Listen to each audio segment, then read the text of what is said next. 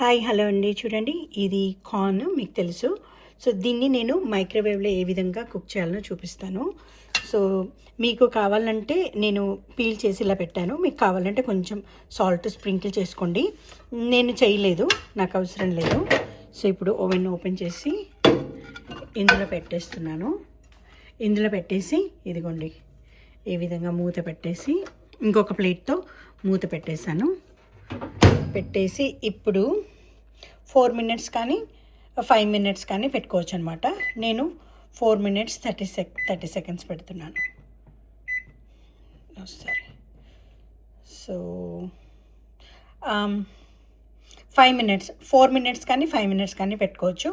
So నేను 5 పెడుతున్నాను. So ఇప్పుడు ఉడుకుతుంది. సో చూద్దాం. సో అయిపోవచ్చింది.